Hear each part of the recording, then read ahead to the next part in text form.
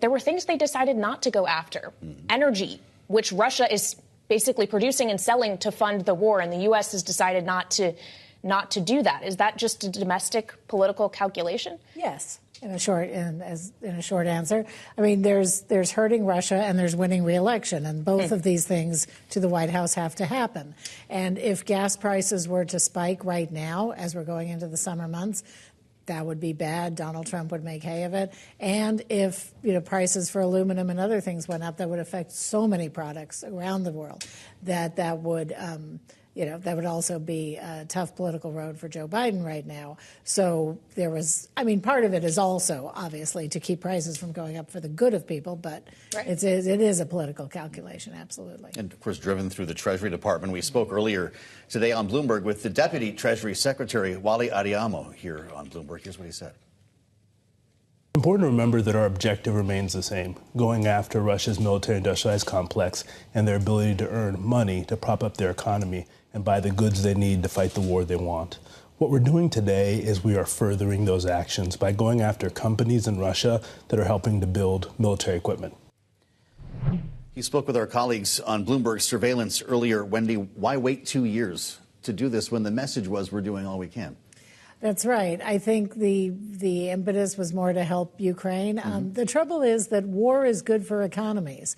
And Russia's economy its GDP has actually expanded in the last 2 years because it's been spending so much money ramping up its military capabilities and fighting the war, and that creates a lot of need and a lot of purchasing and all of that. Yeah. So that, was one reason maybe they decided to clamp down now. Also, the death of Alexei Navalny. That was a massive event, a real show of Putin's ability to thwart any opposition that I think was met with such global outrage that they just decided this was the time to do it. Well, and of course, as we talk about the time to do these things, it's also worth noting that at this time, it's not clear if Congress is going to be passing additional aid to Ukraine as this war enters its third year. And Megan, Majority Leader in the Senate, Chuck Schumer, is in Ukraine right now. I'm assuming making the case, trying to tell President Vladimir Zelensky that the U.S. is not going to leave Ukraine behind.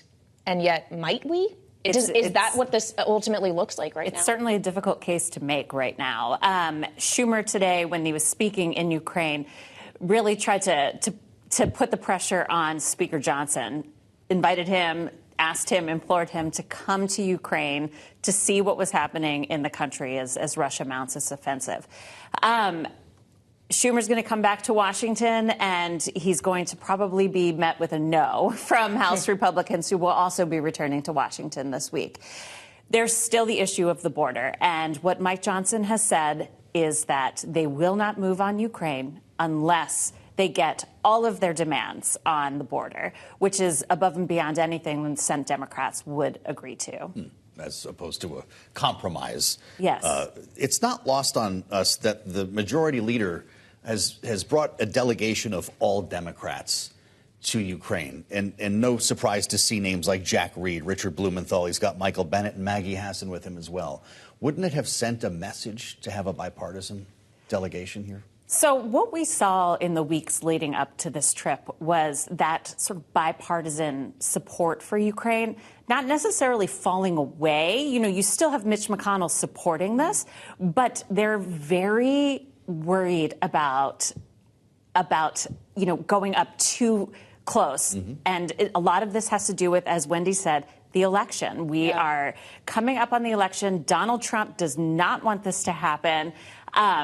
Hardliners in the House do not want this to happen. The Republican Party already looks like a very fractious party right now.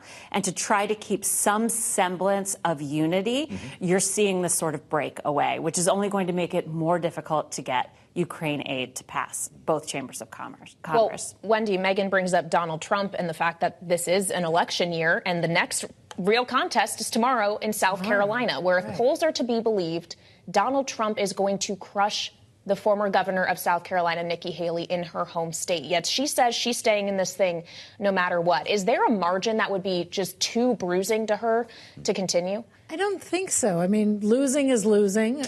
She is most likely going to lose. All of our reporting and polling suggests that she will. But she has a lot of money coming from a lot of very deep-pocketed donors on Wall Street and other places. And they have given her this money to keep up the case against Donald Trump. And so she will keep making this argument, sometimes shouting into the void, it seems like she is in her own state. But she will keep doing it at least until Super Tuesday, which is, 2 weeks from now. Then she may look at it and say, this is ridiculous. Also, remember, she's keeping her name out there for possibly a third-party run. She says she wouldn't, but she also said she wouldn't run against Trump.